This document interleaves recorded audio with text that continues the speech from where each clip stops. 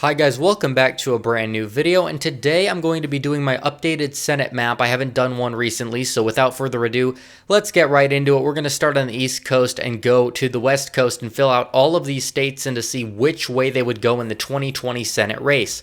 So we're going to start with Maine. Maine, I still see as Susan Collins maintaining her seat by a safe margin. It's probably not going to be like 30 or 40 points like it was back in 2008, as the country has become more polarized since then, but at the same time, I still think she'll get enough independent support. I think Maine will go to Trump at large anyways in 2020, and she'll be able to get enough crossover votes to win the state by roughly 10 to 15 points. The state of New Hampshire, that is a toss-up basically at this point. I don't know who's going to exactly run. I think it could go in the Republican column, but as of right now, I'm going to put it in the tilt blue column. Again, anything can happen, but as of now, I still think it would be very, very close.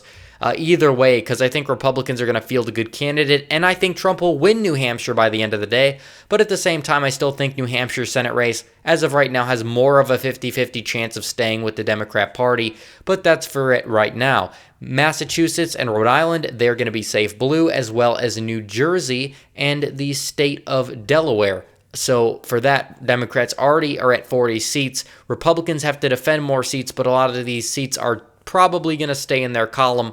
And it also looks like that the Democrats are going to be able to win in Virginia by a likely margin. I don't think it's going to be a massive margin. I don't know if Scott Taylor will be the nominee or not, but I definitely think it's going to be close. But at the same time, I still think Republicans are not going to be able to win there. This is not 2010, 2012. The state is moving left, especially as the Republican Party has been moving in favor of the establishment. I mean, especially because the Republican Party has been moving in favor of anti-establishmentarianism in terms of a more populist turn that might help in rural Virginia, but the suburbs in the Fairfax County area are just too big to overcome that. So for right now, Virginia stays in the likely blue column. Now, as for North Carolina, I think North Carolina is going to stay with Thom Tillis. It's going to be very close. Probably not Till. I think Trump will carry it, get it over so he can be in the lean column. I think he'll win by a narrower margin than Trump will win North Carolina, but it's going to be close. He's got challengers this time around. He really didn't have that last time around. So I definitely think that Thom Tillis is not going to easily cruise to re-election, but I think he will at the end of the day. South Carolina, Tennessee, safe. Mitch McConnell, safe in Kentucky. Don't even question it. Same thing with West Virginia, as well as the state of Alabama. I do not see Doug Jones winning his seat for re-election unless Roy Moore is the nominee, but I don't see Roy Moore winning the Republican nomination.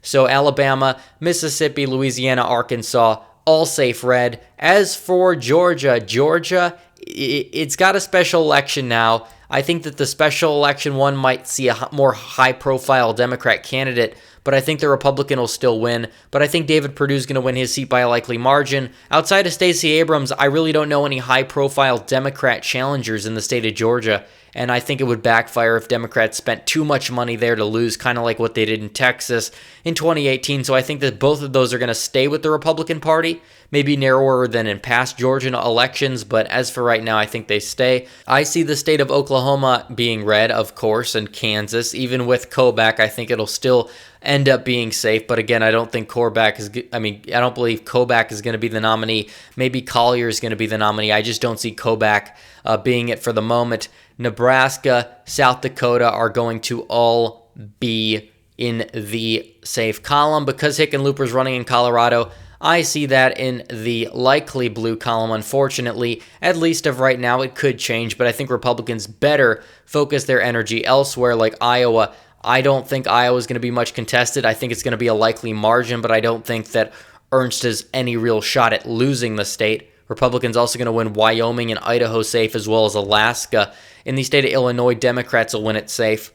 Down in Texas, I think that Cornyn is likely. He's more popular than Cruz, but Democrats are still going to field some sort of challenger, probably some low-life congressional candidate that's going to end up losing by like 5 to 10 points. But either way, I think that Texas is going to stay in the likely column for the Republicans this time around. Cornyn is much more popular than Ted Cruz. He's kind of more popular along the lines of Greg Abbott. compared to Ted Cruz when you compare the 2018 results. I expect him to get somewhere down the middle. He'll probably win by 7 or 8. As for Michigan, John James is going to win that seat. Gary Peters, low name recognition. John James is an exceptional candidate. Peters really hasn't done anything. Nobody knows who Peters is. I think it's going to be a very tight race, and Trump's going to win it, and I think he's going to carry John James over the finish line. In Minnesota, I think Jason Lewis is a candidate to watch, folks. Don't underestimate it. I'm leaving Minnesota as a toss-up because I'm not necessarily going to call a winner there, but I think that Jason Lewis is going to give Tina Smith a run for her money, and potentially, because she really hasn't done much there. I've talked with people from Minnesota. They're not the biggest fans of her down there, so I think that if they can yield a great Republican like Jason Lewis, state's trending red, I think it's possible we can flip the state of Minnesota. As for New Mexico, likely red, potentially move it to lean or toss-up category if Susana Martinez runs. It's still very, very early. As in Arizona, I still think that Martha McSally will beat Mark Kelly. I think it's going to be very close either way. But at the end of the day, I still think that she will end up winning in the seat because I think Donald Trump is just so good that he's going to be able to carry her over in that seat. In the state of Montana, I think that even with Bullock running, because it's a nationalized environment and national race, some people, like Republicans that will vote for a Democrat for statewide level, aren't necessarily going to vote them in for the senatorial bid. Example, Massachusetts overwhelmingly rejected Mitt Romney in the presidential election. They overwhelmingly rejected Bill Weld when he ran for Senate, despite being a very popular governor. I think you're going to see a similar reverse thing happen in Montana. Even if Bullock ends up running, I don't think he's going to be able to win. I think he will do decent. I think he will lose by less than 10, but he's not going to be able to win.